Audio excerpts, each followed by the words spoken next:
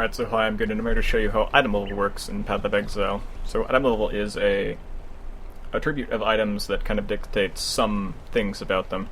It affects what type of mods can roll onto an item, the brackets of those mods. So say if it rolled a lightning damage mod, it could potentially roll a much higher lightning damage mod if it was a much higher item level. And the number of sockets the item can have. So like this Shiver Sting is currently maxed out at 2 sockets, and this one is currently maxed out at 6 sockets, but this one can still change. It also dictates what items can actually drop. Like this Nightmare Bassinet can only drop from an item level 67 or higher drop. So the item level that the item drops at is based off the level of the zone. So the City of Sarn, for instance, is level 61. White mobs there drop level 61 items. Scepter of God is a level 67 zone. Mobs there can only drop, or white mobs there only drop level 67 items. Magic mobs in all the areas drop an item level that's 1 higher than the level of the zone, and rares drop an item level that's 2 levels higher than the zone.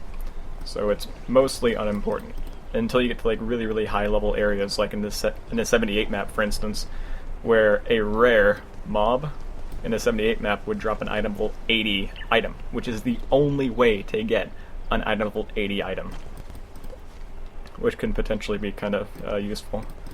So as I said, item level affects the type of mods that can roll onto an item. So I have 2 interesting flasks. They're exactly the same: catalyzed hallowed flask of steadiness and a catalyzed hallowed life flask of steadiness, but they're actually very different. So one is item level 1 and the other is item level 60. And because of this, the item level 1 can actually only roll as its prefix saturated and catalyzed, and as its suffix it can only roll of a resistance and a steadiness. But the other flask can roll all these other mods, so this entire set of mods is available to the other flask, as is this entire pool of mods. And we can kind of just test that. So catalyzed hallowed flask of steadiness won't take long to get it back. Actually got it directly back. Saturated hallowed flask of resistance, steadiness, catalyzed resistance, steadiness, but saturated.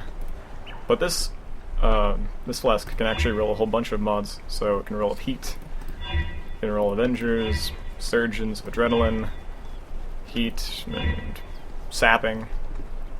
And it is the entire mod pool available to it. But this one doesn't really take many alterations to kind of get every single roll you can. So I was saying the other thing that affects item level is the number of sockets an item can have. So this Shiver Sting, as I said, it's maxed out at 2 sockets.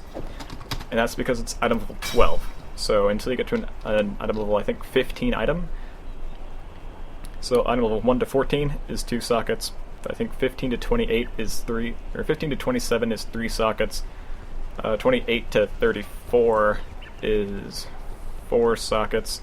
35 to 49 is 5 sockets, and 50 and higher is 6 sockets. So this Shiver Sting has 6 sockets. It's obviously higher than item level 50.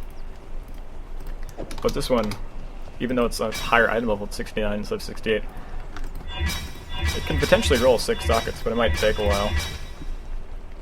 And that's really all you need to know. So hope that kind of cleared up everyone's kind of idea behind like what item level does. It's not really that important. It is, for instance, like in the case of these Shiver Stings.